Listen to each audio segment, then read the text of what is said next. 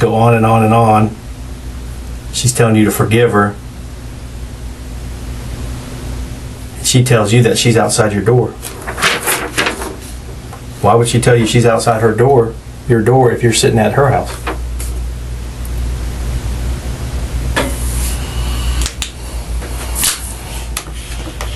That's a good question.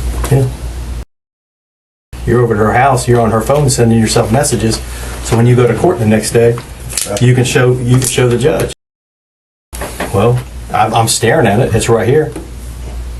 Okay, so where is her phone?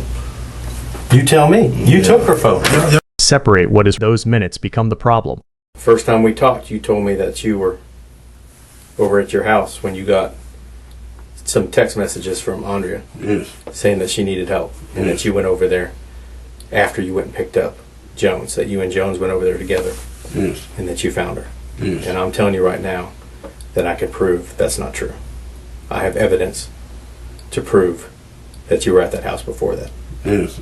Yes. I was at the house before that. Yes. Okay. I went and picked up her charger key. Okay. She gave me the charger key. What time did you pick up the charger key? It was about 9 something. What time did you get there? I can't remember the exact time. Do you know what time you left? I can't remember. It went shortly after she gave me the key. So you're telling me you got there at 9 something. It's between 9:30 and 10, something like that. Did you go in the house? Hmm? Did you go in the house? Yes. She opened the door and let me in. Okay. And were you there for 5 minutes, 10 minutes, 30 minutes, 45 minutes? It's probably 15, 20 minutes. Did you guys argue? No. There was no arguing between you two. No. She gave me the key. And then you left. Well, she know how my car is. She know my car. I had to put it in the shop and get the oil change. My tire was bad, so she gave me the charger key. I still got the charger key. When you left, did you go straight home? Yeah, I was straight home. And how long were you at home before you started getting messages from her? She started messaging me about 11 something. 11 something. She started. How long had you been? Had you been home for? Yeah, I went home. Been home for an hour, 5 minutes, 10 minutes? Like 30, 35, 45 minutes. So if you started getting messages from her about 11, you're saying you were at the house for about 30 to 45 minutes. Yes. At her house or at your house. In my house. Before you got that. So you're telling me that you were probably at your house by at least 10:15. Yeah. The detective has done something simple but decisive. Beard has placed himself inside Washington's house. He limits the visit to 15 or 20 minutes. He says he went straight home. And he accepts the detective's summary that he was home by about 10. None of that proves what happened. It does give investigators 4 claims they can check. The detective's very next sentence tells us he was waiting for that commitment. Listen to how the room changes. I know that's not true. I know what time you got to her house, Danny, and it wasn't after 9. I don't know the exact times. Okay. You're not even. You're asking me. What you're telling me is not true. You didn't just go over there for. I went over there and get the charger key. The charger key is still in my car now. Okay. I'm not saying you didn't get a charger key, but I'm telling you that you weren't over there for any 20 minutes. You were over there for some time. And you were the only one over there. Because nobody else came in that house. And I know this for a fact.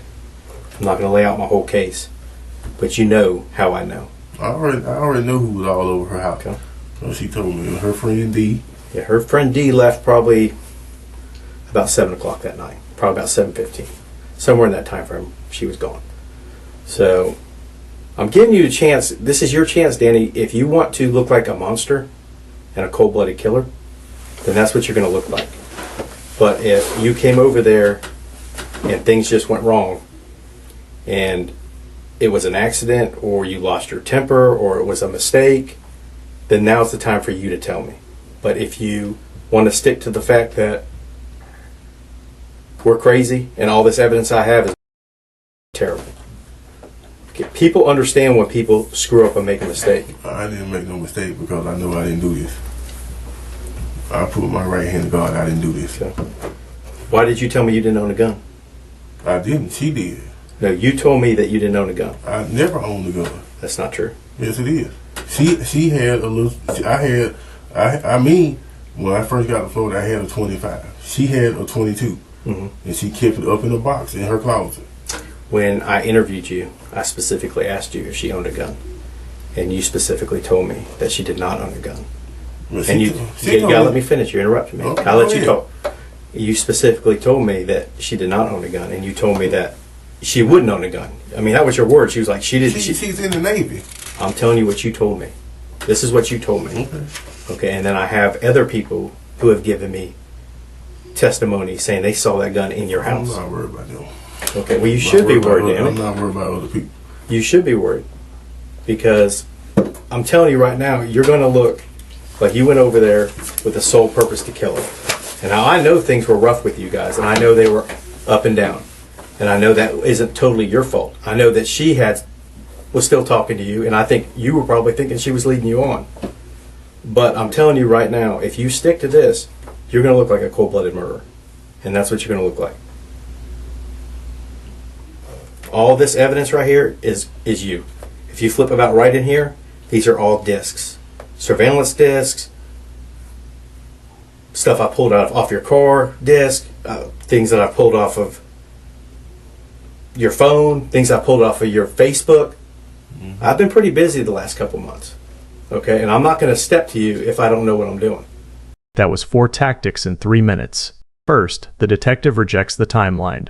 Then he offers a face-saving possibility, an accident or a loss of temper. When Beard refuses, he compares today's gun explanation with the earlier interview. Finally, he opens the file and lists surveillance, car, phone, and Facebook material. The pressure is structural.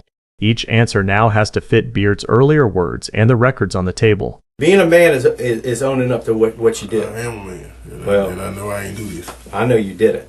For a fact you did it. Okay. You killed that woman.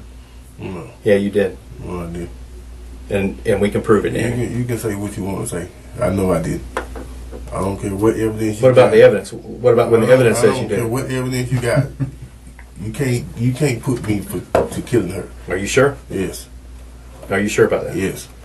Okay. So when 5 minutes ago, when you lied to me about what time you were over there and what time you left, that's the second time you lied about it. They don't. That says a lot. No, it don't. It don't give you the alibi that I did this. It does when you've already told me 2 lies about being over there. Why are you lying about being over there?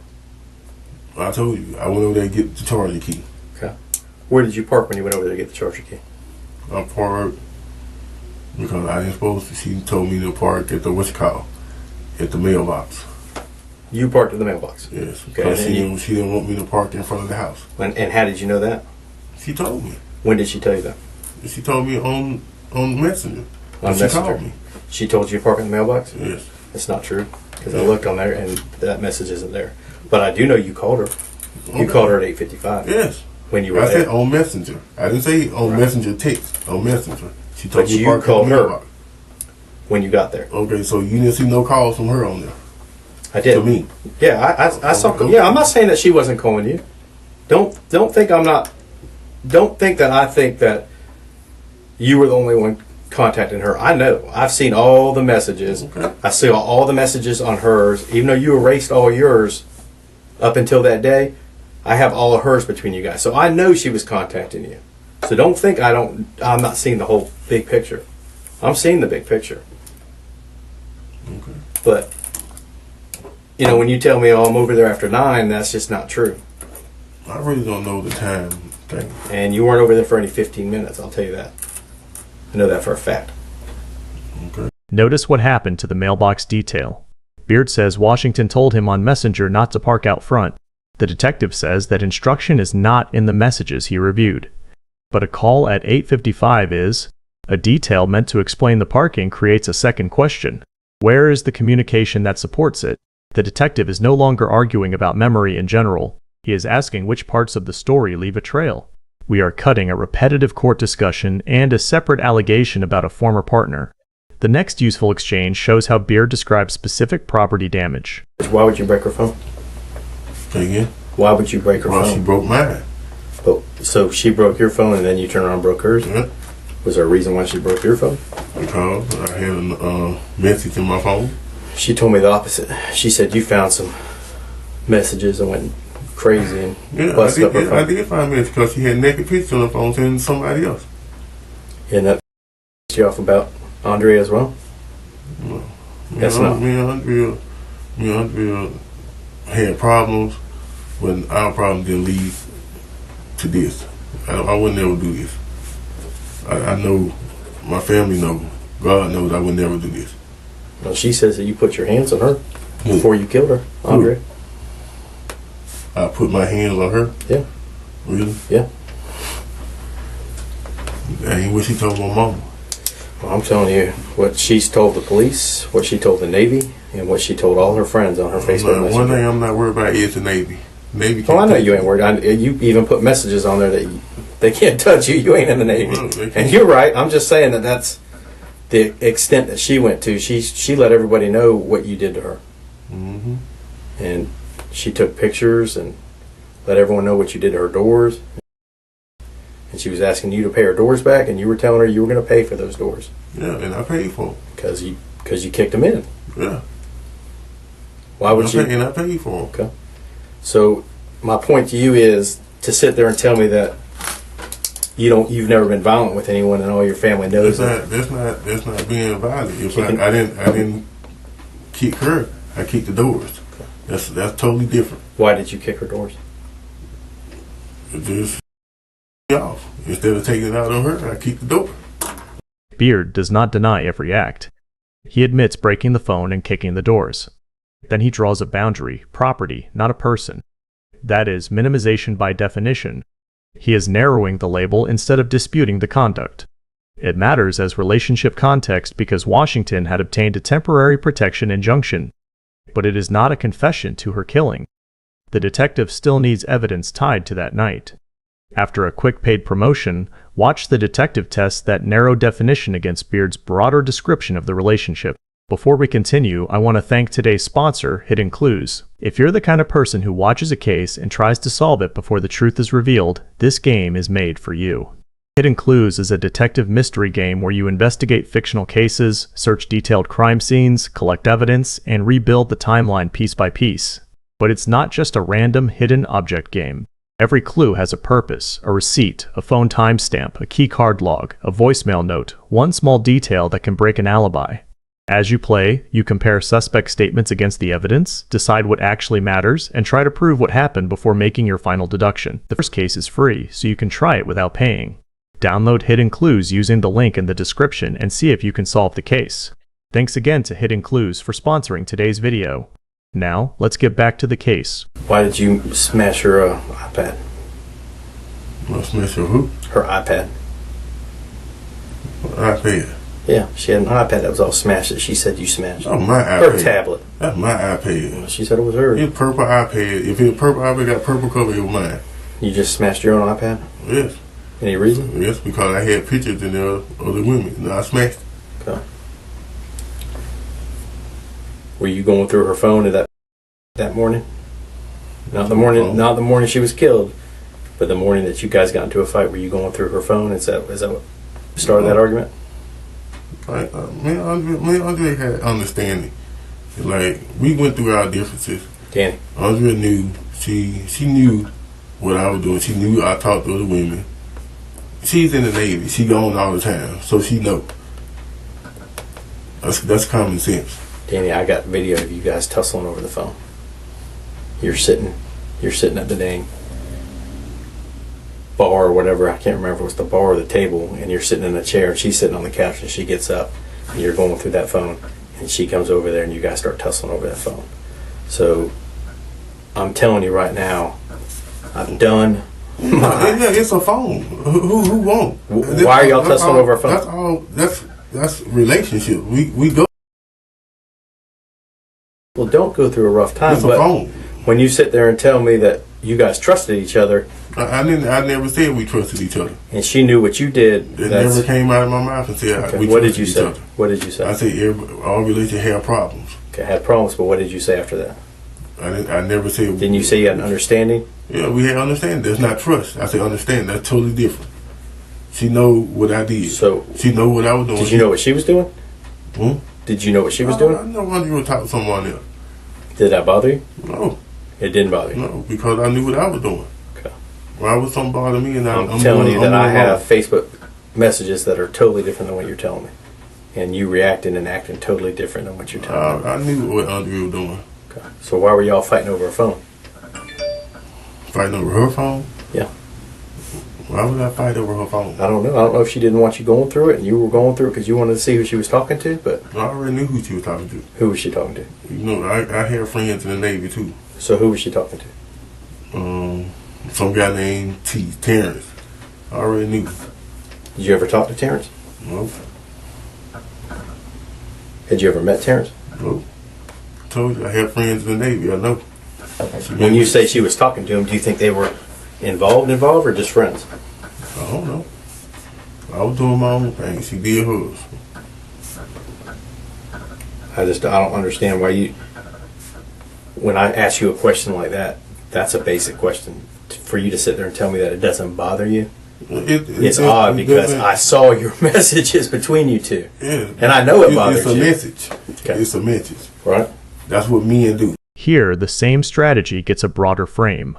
Beard calls the phone struggle something people in relationships go through. He also says Washington talking to another man did not bother him. The detective counters with a specific video and messages. The useful question is not whether Beard looks jealous. It is whether his description of an ordinary understanding fits the records the detective says he has. That morning, did you threaten her with a gun? No. Why would she report to the police that you... The police report that all this was because she went through with all this court stuff, me going to court and stuff like that. That's why they did not press charges on me then. Because for one, when they went to the house, they said the only reason we didn't put a warrant out for your arrest because Miss Washington didn't open her mouth. It was all her friends. Andrea know how much I love her. Andrea know that I wouldn't do nothing to harm her. She know this. That's why they did not press charges on me when they put on. She was scared to death of you, Danny. Man, whatever. I'm telling you, I read those messages. What about that time when she was sitting on the porch? Okay, if she's scared to mess with me, why didn't she tell the police that when he came to the house and did the report? She did not open her mouth. She did. She reported everything that happened. No, she didn't. I can read you the report. I already know because the police told me. He said she did not open her mouth. He may have been telling you that to protect her, but I'm telling you, she reported to the police what happened. No. And she talked about the fight. She didn't report to the Navy did. And no, I'm telling you, she did. I know everything. Okay, well, that day that you acted like you were in the house and you sent her a message and you were actually watching her on the video surveillance, she called the police that day. I know. Well, you just told me that she didn't. Yeah. Okay, she called the police that day. No, she didn't call the police. Her friend called the police. Okay, she had her friend call the police. That's how I know everything. Okay. But I'm telling you, she spoke to the police. Danny, I'm going to tell you this right now. She spoke to the police. Yeah. I have not lied to you one time in this room. When the police got there, he said Miss Washington didn't open her mouth. She said if she did, we would have came to your mother's house that night and arrested you. That's not true. Not only did she provide a statement there, but she also went to court and got an injunction against you. She provided a statement there. The Navy told her to go to court and get an injunction. Well, she still went there and got one. Yes. And she provided a statement against you. Mm-hmm. Right. And like all the other times, she said I did this and I did that. And the text message she sent me, she apologized for saying that. Yeah. Well.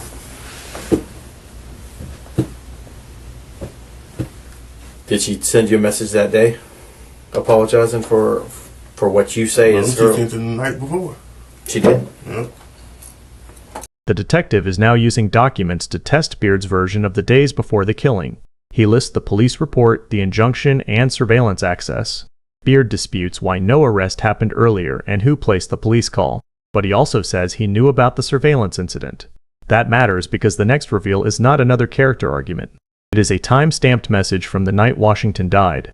It's weird that you're telling me that you were over at her house sometime after 9 o'clock, because when I pull your phone, I find messages from her sent to you saying that she's outside of your house. In my house. Yeah, it's right here.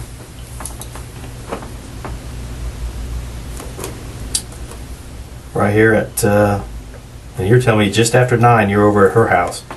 But then over here at 9:15 it says, hey. And then you say, what, Andre? You know I can't text me all lies you told. I know, Danny, I'm sorry. I just wanted you out. I'm sorry I told them you kicked me and stuff, but you wouldn't leave me. So I sorry. Right? Mm-hmm. And then you're sending her one back. Now I got to go to court. You guys go on and on and on. She's telling you to forgive her. She tells you that she's outside your door. Why would she tell you she's outside her door, your door, if you're sitting at her house?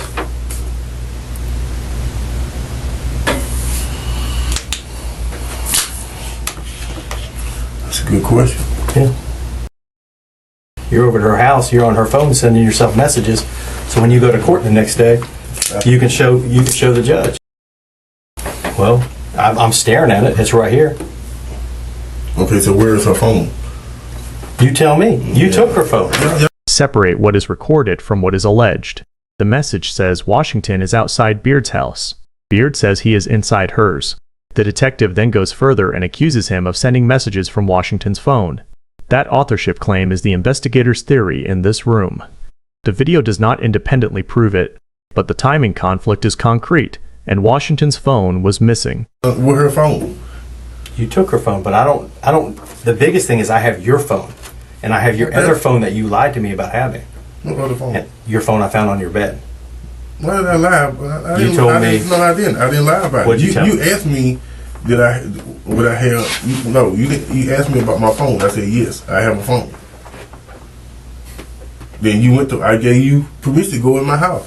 So how did I lie about it? If you got Because when I asked you about your phone, you told me that you didn't know where it was anymore, and that it had no service on it. That's what you told me. That's my old phone. That's my other phone. Okay. I had another phone that got lost. But that one was still active on your bed, correct? No, Yeah. it was on the Wi-Fi, so it's not active on the Wi-Fi. Okay. Is there any reason why there was a bunch of surveillance pictures on that phone? Were you checking her surveillance on that phone? I got the what's called to it. You got the what? My name is under my what's called under my email.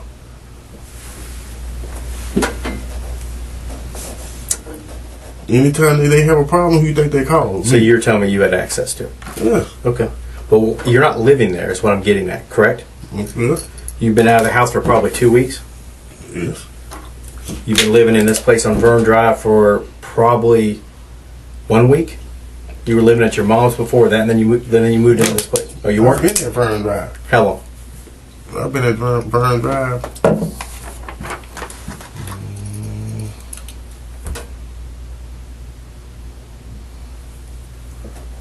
Probably about 3 weeks. I just stayed at my mom's house. My Right. stuff been at Vern Drive. So you've been over there for about 3 weeks. But why did you continue to check her surveillance? It's under my thing. What's the difference? She come see me anyway. She at my house. I know she did. I think she came probably saw you that Thursday. No, she came see me one week. She came a whole week. She right there by the base. Yeah.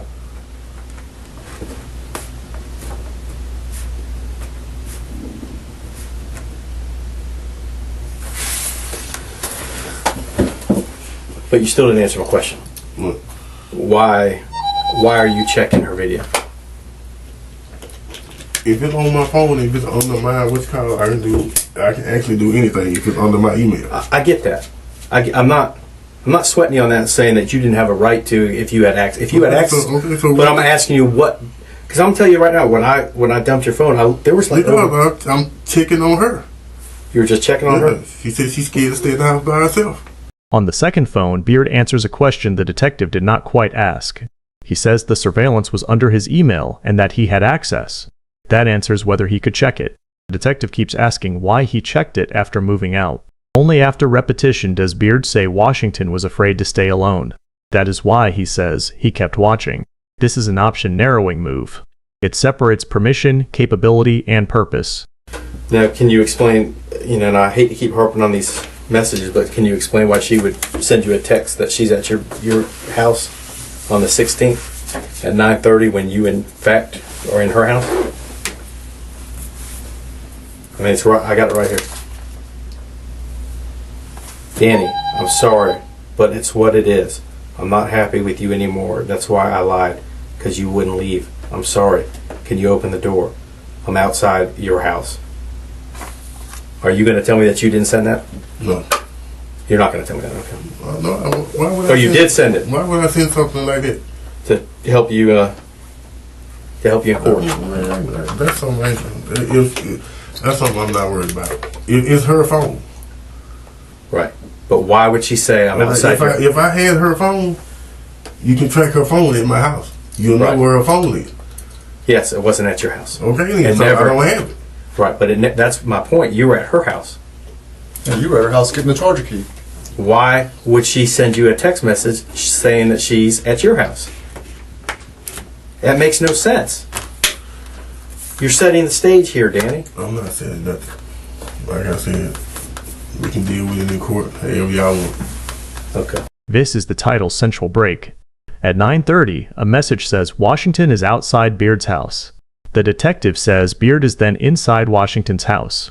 Beard denies sending the message and points out that her phone should be traceable. That challenges the detective's authorship theory. It does not repair the simple home alibi.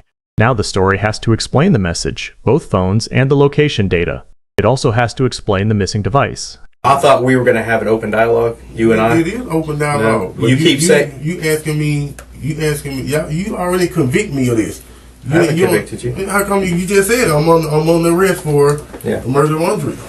Danny, I know, and I've already said this once, but I think you kind of interrupted me. I already know the who, the what, the when, the where. I just don't know the why. Okay, and y'all ain't told me nothing. Y'all ain't told me how she died. Y'all ain't told me nothing. You can tell me how she died because you were there. Okay. You killed her. Whatever you say. Okay. Whatever you say. Y'all got all this evidence, but y'all don't have. Y'all got a phone. We got all this evidence, and like I said, it's don't going to have make a you phone. look really bad. You don't have a phone. Y'all not telling me how she died. Y'all don't know how she died. I'm like, man, come on. Yeah, you know she was shot. Come on, man. That's why I've asked you about a gun. You know that. Okay. And you also know that when we searched your house, we found the same type of bullets that we found at the scene. Okay, and she has it. If y'all do y'all job, it's in a box. Why would you tell me? Box. Why would you tell me? Why would you tell me that you didn't own a gun when I find bullets in your house? Okay, because And then you have a witness that says, "Yeah, I saw because a gun her in kids was there. She gave it to me when her kids was there. No. Bullets in your house. Yes, she gave me the pistol when her kids was there. Okay, so Okay, I got the pistol and the bullets. When the kids left, she got the gun back. when did the kids leave? Right. Because she went and took them to Texas. She took them to Texas while you were still at the house. Yes. Right. So there's no reason for you to have bullets unless you own a gun. And there's also you wouldn't have bullets to a gun that your close personal friend who's been sticking up for you this whole time said he saw a gun in your house. Yes. I told him that. I said, yes, it's under. He knew who it was. You say you told him that, but when I asked you in our original interview, you said, I don't own a gun. I haven't touched a gun since I was a teenager. You asked me have I owned a gun. I said no. I said, when's the last time you held a gun? And you know what you said? What? A teenager.